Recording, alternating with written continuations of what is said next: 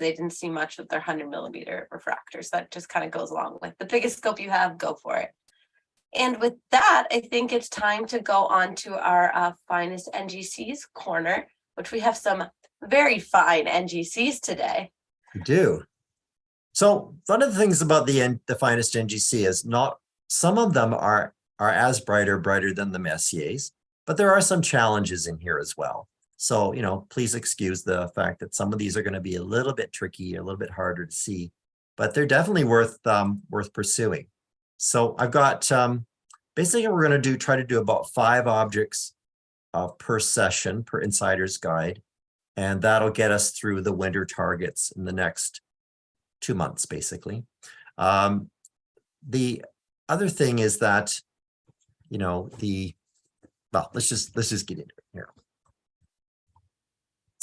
So what we're doing is we're going to look at the nighttime sky tonight. Oh, the other thing I was going to say is that this, because we are kind of forced to talk about a limited number of winter targets, regardless of the moon phase, then we're going to actually need to mention some dim objects even while the moon is bright. So one of the things about this week is that we've got a waxing moon that's going to get full towards the end of the week, but I'm still going to mention some dim objects that you can just wait till next week and take a look at. So I'll show you where they are, give you my suggestions on finding them and viewing them, but you might want to wait until next week for the to seriously tackle them. Okay, here we go. So first up, I've got, we just gonna highlight these. So first up, I'm going to mention the Eye of God galaxy. This is NGC 1232. It's located in Eridanus. You can see that it's quite low in the sky, so it's already past the meridian.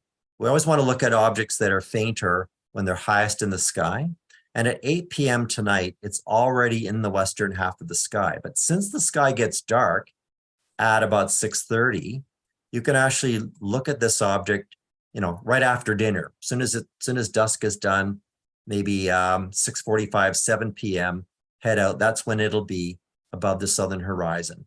It's only about 23 degrees above the horizon.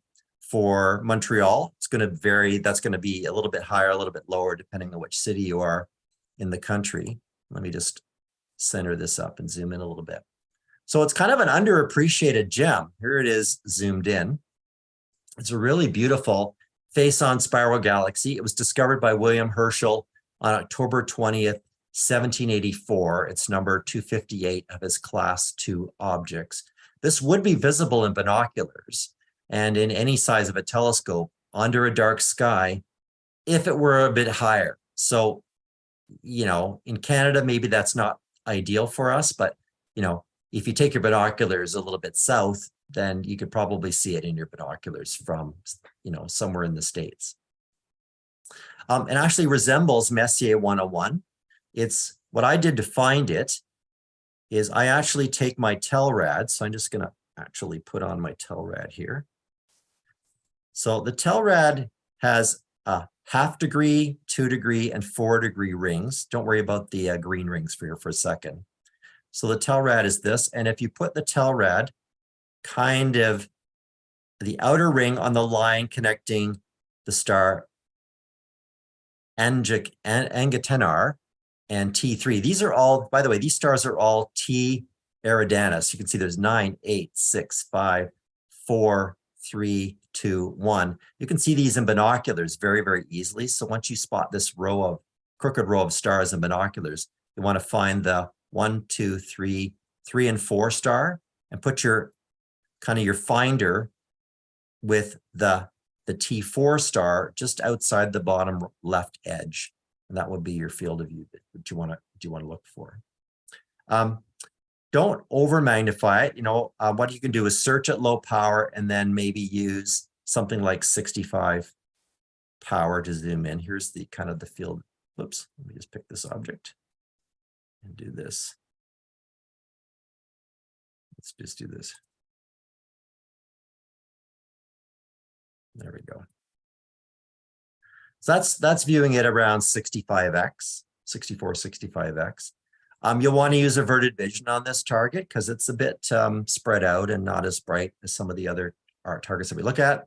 And you want to be mentioning or noting down the shape, whether you can see any structure in it, whether you can see the hints of the arms. The arms are quite separated in places. You might even be able to see the little tiny companion galaxy if you have a big telescope. So just zoom back in here. So there's a little tiny companion galaxy. This has actually been given the ARP. So Halton ARPS, it's part of Halton ARP's list of peculiar galaxies, mainly because he thinks that this companion may have altered the symmetry of the main galaxy. So that's one. It's about 65 million light years away. You want to get that one earliest in the evening this time of the year. Up next, we've got the Cleopatra's Eye, and this is one of these more challenging ones that I mentioned. So this is sitting here in the winding stars of Eridanus. It's to the west of the bright star Rigel, and it's a bright planetary nebula. It's one of the brighter planetary nebulas in the sky, actually. It's got a greenish blue or grayish disk. It's got a brighter interior, and the central star is quite prominent. So it's basically as bright as the Parca Nebula, what we used to call the Eskimo Nebula in Gemini. So it's, if you've looked at that one, you'll have a sense of how bright this one is. Discovered by William Herschel on February 1st, so tomorrow, in 1785, it's number 26 on his class 4. It's visible really in any size of telescope, but it only gets about a third of the way up the southern sky for Canadians. So that's one of the disadvantages. Now what I use is I picked the star. If you look at the star Arnib down here, the brightest star in Lepus, and you connect that to, where's my spectrum? Here we go. So this line through Septrum and up through Rana. So you can actually, if you can see Arnib and Mu and Septrum and Rana, then the Cleopatra's Eye is basically midway, almost midway between Skeptrum and Rana in Eridanus. That's a good way of finding it. If you can see the star Zorak, then what you can do is use that one. Oops, do this. And put your Telrad, you know, 1 or 2 ring gaps to the left of Zorak, and that'll center it up in your telescope. What I'll do is I'll put it in the simulated view of the eyepiece again here. Here we go. You can see it's really, really tiny at 64x. You're going to need lots more magnification than you usually need for some of these objects. You can use if you're in the neighborhood and you're not sure you're seeing it yet, that's when you could pop in your oxygen 3 filter, because that filter will brighten up this nebula and dim the other stars, so it'll become more prominent in your field of view. Then when you're there, you can crank up the magnification even as much as 200x or even more than that. You want to look for the central star, look for the shape of the object, and then try some different magnifications with and without the filter, and see what you can discern about it. That's a neat one. Okay, another planetary nebula is the Crystal Ball. It's the Crystal Ball Nebula. Is up here at the top of Taurus. So this year we've got Mars kind of to guide our way. If you look at Aldebaran and Mars and kind of take a little bit of a jog to the west, you can pick up the patch of the sky where the Crystal Ball Nebula is. Zoom in here a little bit. This is a neat one. It's an irregular glow around a prominent central star discovered by William Herschel on November 13th, 1790. It's number 69 in his class 4 objects. The central star is bright enough to see in your binoculars, but you're going to need a telescope to see a nebulosity around it. But it's kind of a neat way to kind of get yourself in the neighborhood with your binoculars and then pull out the telescope. Where it's located, it's about midway between Aldebaran and Murphak. So let me just wind back here so you can see it. So there's Aldebaran. And there's Murphak, the brightest star in Perseus, and it's right on the line between them, and it's about halfway between them. So that's one way you can get yourself in the neighborhood. It's also on the line between Zeta Tauri, which is the lower horn-tip star, and the Gorgonea Tertia star. So you could sort of use these two as well. Or you could just take the bottom stars in the leg or arm of Perseus that comes down here, and at the distance from Attic, this Attic, which is Omicron, to Zeta Persei and basically sort of triple that or 2.5 times that span, and that'll put you in the neighborhood as well. When you're here, look for some of these field stars. It sort of sits in this triangle of field stars. It might even look like one of the stars itself until you zoom in on it a little bit more. And what you're going to look for when you're doing it is you're going to use averted vision to see more of the details. Maybe that oxygen 3 filter if you have that. Try different magnifications. Note the structure. See if you can see its weird shape. It's got some weird shapes to it. And that's something to note down. It's about 2,000 light years away. That's number 3. All right, number 4 is the one that Samantha mentioned earlier, and that is the cosmic bat / fox face. This is actually one that I wrote up in the Sky News Beyond Messier column this month. And this is neat because there's kind of something for everybody in this target.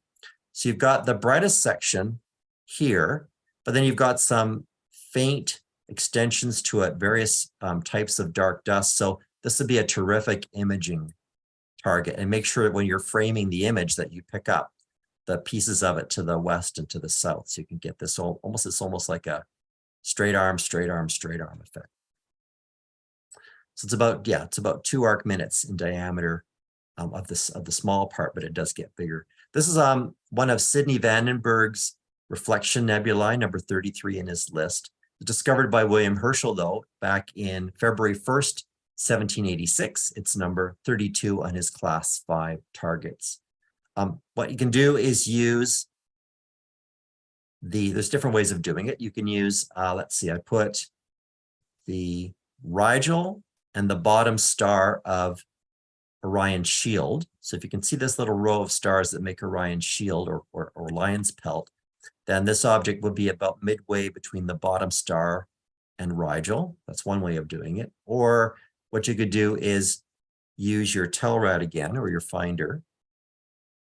Okay, and if you put your finder with respect to the star Cursa, which is a pretty bright star, it's a naked eye star, magnitude 2.7.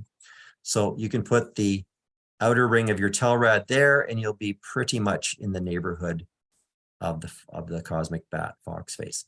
All right, so let's talk about the nickname. So in the telescope, in a smaller telescope, you're really going to be limited to the brightest part of the nebula. What you're going to see here is kind of a flattish area and then wings extending up to either side. And then there's a dark dust lane here that sort of cuts off the bottom, and it gives that bat wing effect. In terms of the fox face, I'm not sure what they mean by the fox face. Maybe they mean these are the ears sticking up.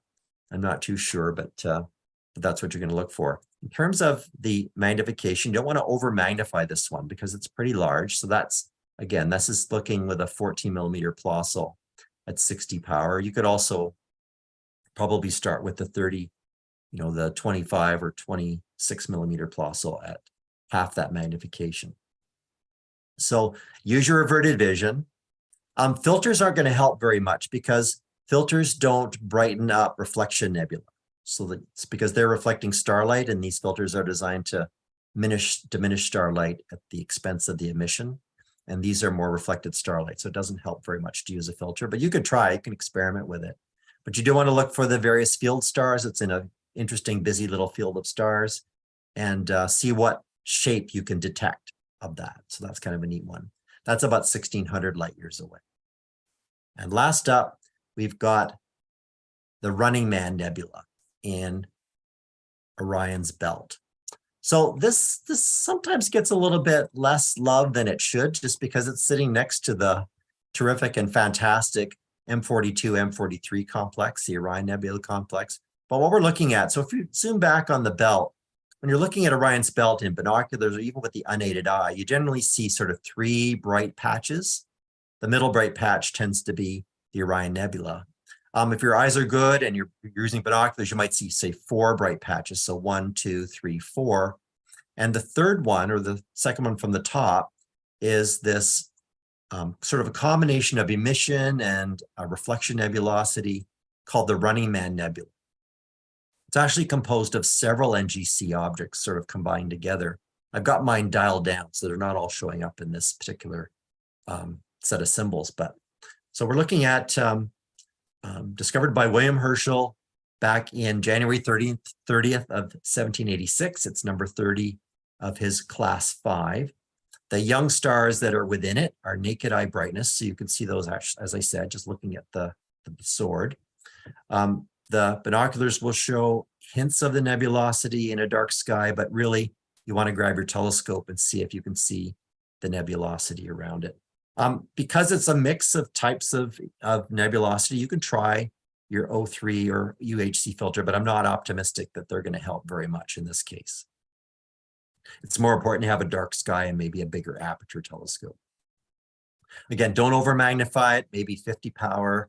But then when you're done looking at the nebula, then you want to zoom in on the stars inside, because some of these are double stars. So they'll resolve into a little pair. So then when you're done, don't leave yet. You can go on up and look at the Cole car. This set of stars up here, NGC 1981, is kind of a mini asterism. The nickname for this is the Cole car. It's kind of a boxy thing with a handle and other stuff. So this complex is about 1,500 light years away. So there you go, Samantha. There's your cosmic bat / fox face nebula.